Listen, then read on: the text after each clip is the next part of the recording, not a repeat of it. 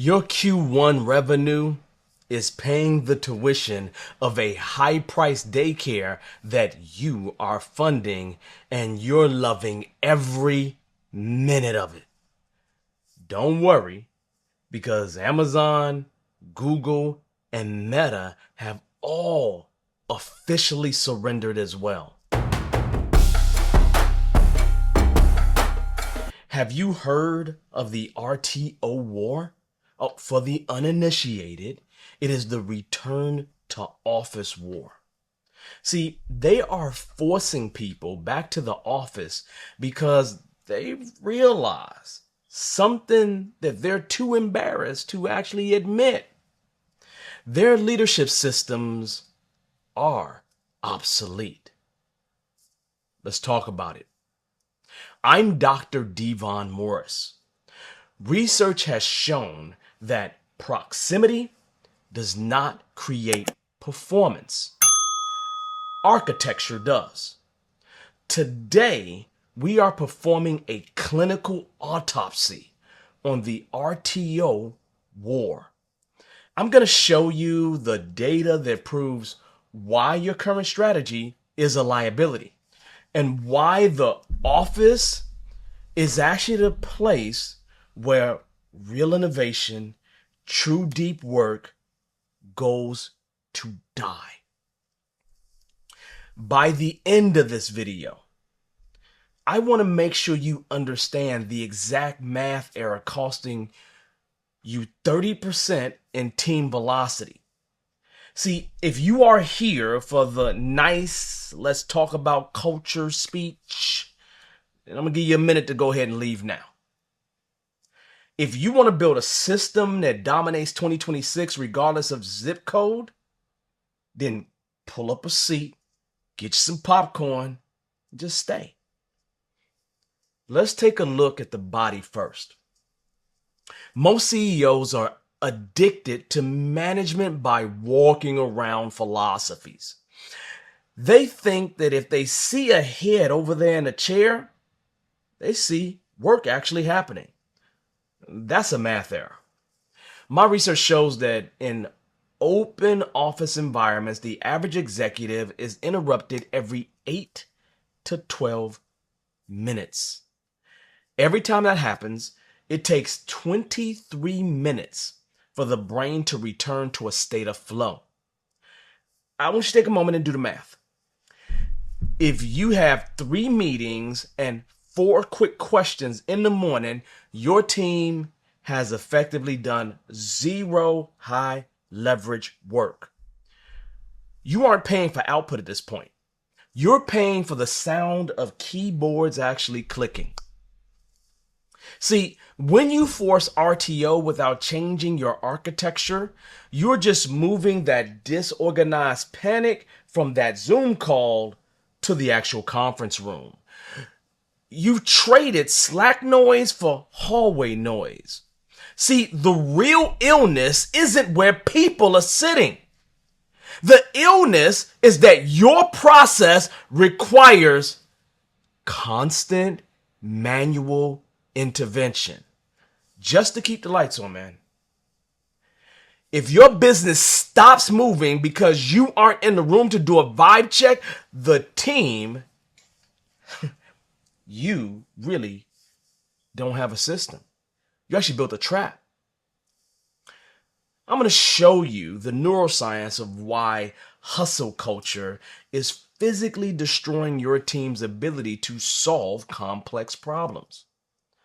But before we do that, you at least got to admit something first, right? A simple truth. Your current strategy isn't a plan. It's really a reaction to fear. But wait, I can hear the executive board right now, right?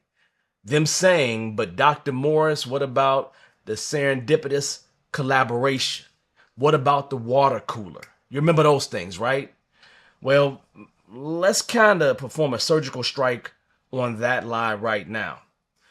See, collaboration is not bumping into someone in the hallway and talking about the game last night. That's gossip. That's a distraction. Real innovation happens in really two phases. Phase one is deep focus. Phase two is structured synthesis. If your innovation strategy relies on people randomly running into each other, you don't have a strategy, you have hope. In an office, you aren't collaborating then. You're performing the ritual of being busy. You're attending meetings to plan more meetings is what you're doing. See, the data is conclusive. Teams that use asynchronous architecture innovate 40% faster than those relying on hallway magic. Okay? Why? Because they document the truth instead of whispering ghost in the wind. If you need a physical building to make your team talk, your communication system is a liability. See, here's what you either haven't read in the books or your HR department hasn't told you at this point. Your brain has a switching cost. Every time a colleague pops by your desk to ask a question, your prefrontal cortex has to close the files that you're currently working on, close those up, and then it opens new ones, right? Research on cognitive load proves that this switching doesn't just cost time, it costs IQ. When you are in a state of group flow, your team is neurologically synchronized. In an open office, that synchronization is broken every 11 minutes.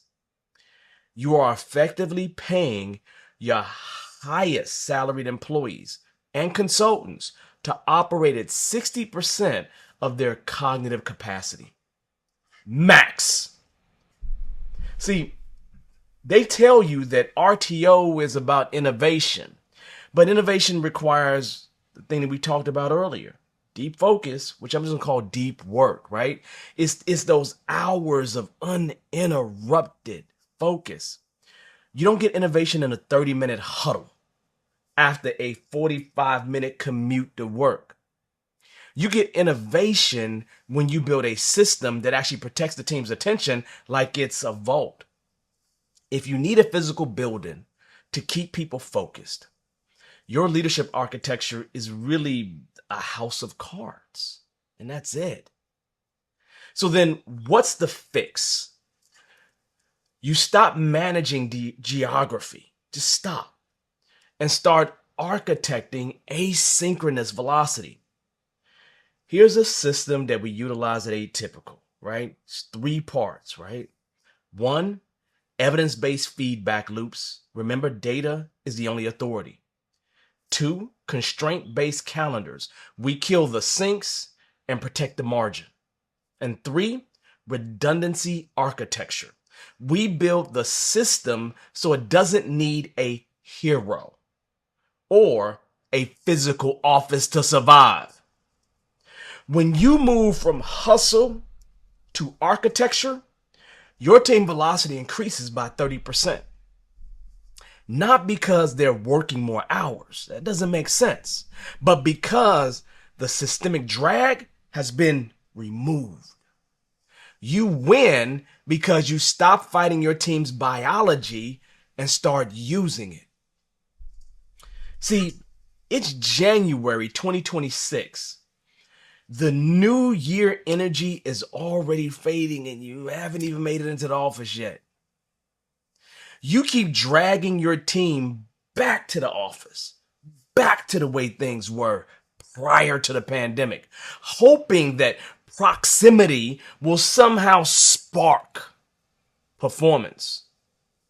Or you can simply take the leader's oath today and start building a system that actually scales. I'm looking for 3 leaders this week who are done with the garbage. We will spend 15 minutes in a systemic diagnostic No discovery here. I'm not trying to do that to you. No small talk. We are going to perform an autopsy on one, only one, of your broken processes and cut out the friction. Click the link in the description. Before we can do that, you got to authenticate your intent by filling out the systemic diagnostic form. We will determine if you qualify.